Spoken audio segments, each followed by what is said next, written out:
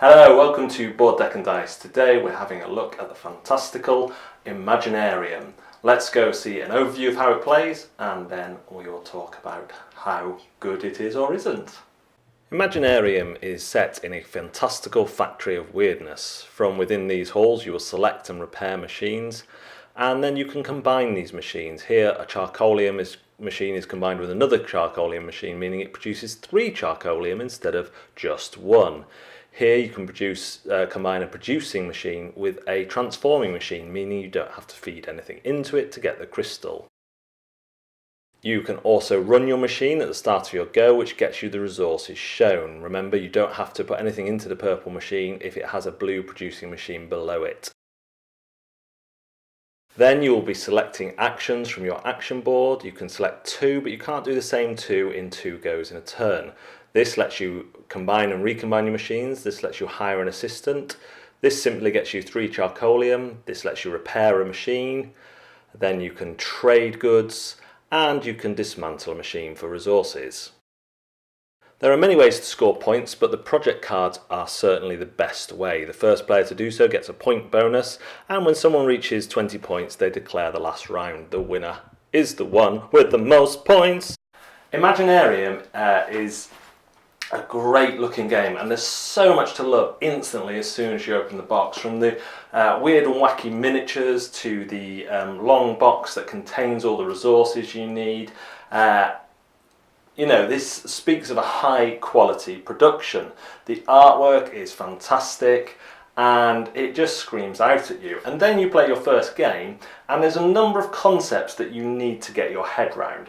The biggest of which is the machines and how to combine them. Machines are clearly labelled with which they combine with, but the ways this work can be a bit confusing, especially for first-time players. The best advice I can give here is look at the back of the player screens. It says you can combine 3 identical machines, 2 identical ones, or 2 different ones, and explains the different variations. If ever in doubt, it has the numbers of the machines that you can combine on the actual cards. The other tricky bit is when you combine a transforming machine, the purple ones, with a production machine, a blue one. So you can combine transforming machines with themselves and you will earn the extra resources. So if you have one that transfers 1 cube into 3 charcoalium and it's got that little 3 in the circle and underneath there's a 5, to get that 5 you need to combine it with the same machine, and then 1 cube will turn into 5 charcoalium.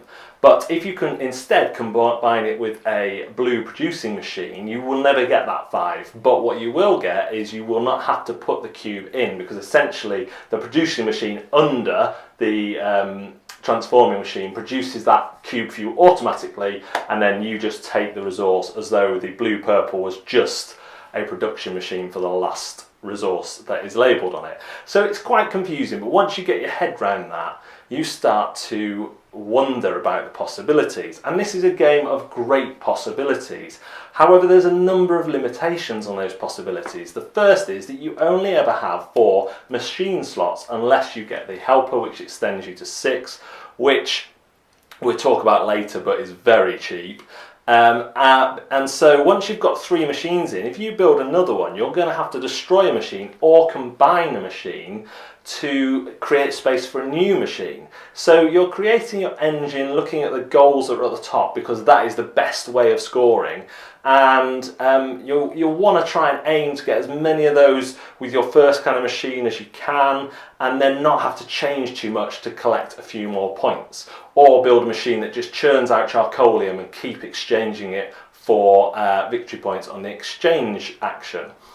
The other thing that limits you is the action wheel itself, because you can only ever use the 2 actions that the wheels are pointing to, and you can't use the same 2 actions twice in a row. You can repeat 1, but you can't use 2. So this means you really have to plan ahead, and often in this game you will find yourself taking more goes than is optimally efficient to achieve your purposes.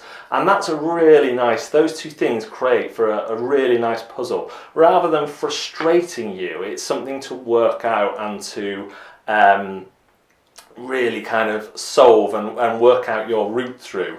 You're limited a little bit as well by the placement of the other players, and if you place your worker It's sort of worker placement, but it's more selecting your cards. If you place them towards the cheaper end of the machines or near the charcoalium, then you will take the last turn or one of the last turns on the next go, whereas if you buy a more expensive machine, you will take one of the first goes. So that's worth bearing in mind. Also, what's worth bearing in mind is you always run your machines before you purchase. So you can often afford more expensive cards than you realise. You're just not going to have that charcoalium for later on in the round.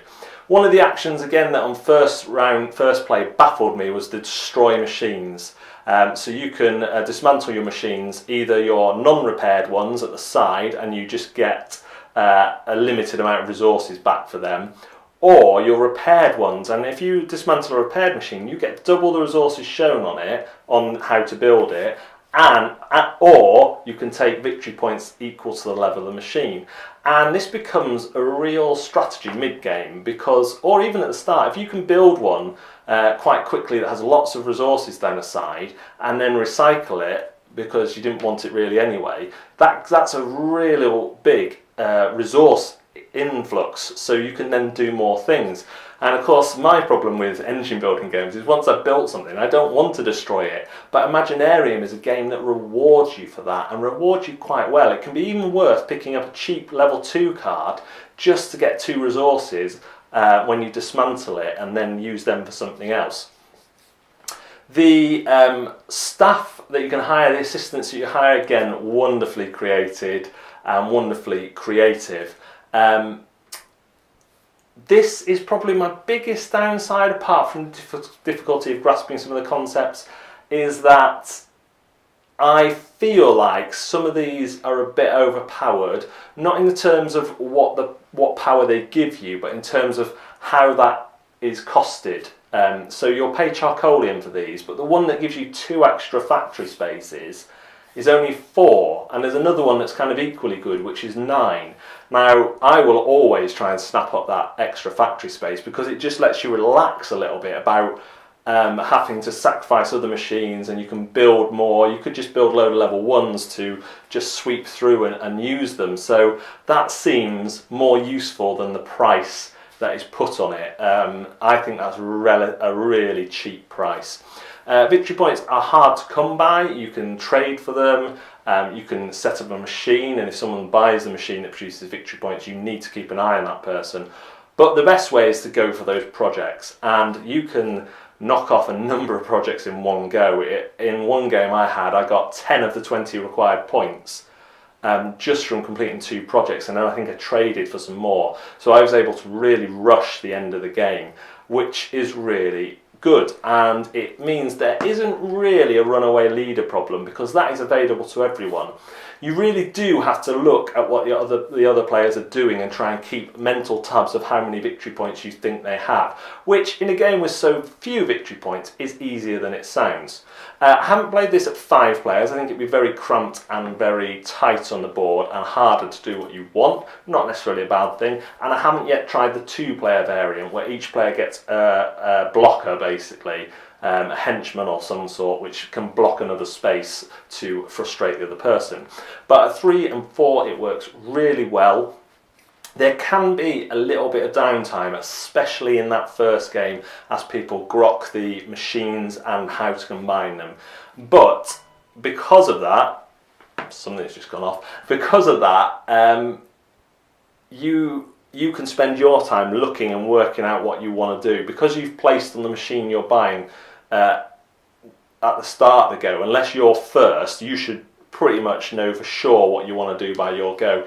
Yeah, it can be a little bit wrecked by someone else's action if they hire the worker that you want, or they take the project first, so they get 1 more point if they take it first. But all in all, I've been really impressed with Imaginarium. It's a very tactical game. You can strategize at the start, but then you have to react to what's happening. There's more interaction than you would think, and it's just a pleasure to play. The first game I wasn't sure. I came away and I said, oh, kind of really like the engine building, but also there's something, and then I couldn't stop thinking about it. And my next game, I got my engine going and did exactly what I wanted and didn't win, whereas I won in the first game. So it's one of those things. But yeah, it's really competitive, and once everyone's grasped it, I think probably if someone's played before and they're playing a newbie, they've definitely got the advantage, and you should definitely tell them to focus on the projects, try and achieve the projects to be competitive, and then they will start to find their own way through it. So, Imaginarium Complexity.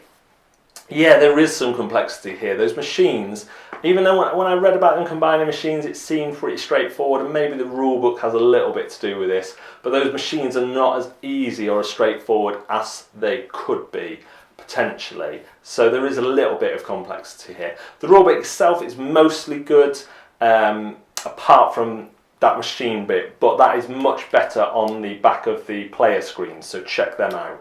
Fun, I have a lot of fun with this. Even the downtime, which has got better as the games have gone on and I've played with more people who are more familiar with it, has not put me off this game, because just the joy of building and dismantling machines and choosing the right time to do the various actions is just fantastic. Am I going to keep this game? Yes, I am. So therefore, it's a question. It's a yes answer to all the other questions. I would recommend it to fans of engine building, and I would say persevere through that first game, or have someone really explain to you. Maybe do an example turn of how you combine those machines, and I will, recommend it to people. It is available in certain countries now, and there is a Kickstarter running, although, you know, they have said the reasons why the Kickstarter is running, to get it into wider distribution. So if you're in a country where you can't get it by retail, then there is that to check out. So Imaginarium, I think, is a really fun, fantastic game, especially if you like engine building and resource management, and something that looks a bit different on the board and just feels a little bit different through that. Thanks very much for watching Board, Deck and Dice and Zatu, and we will see you next time. I think I forgot to say this is with Zatu at the start, but you'll see the things come in. Zatu. It will be animated. Bye!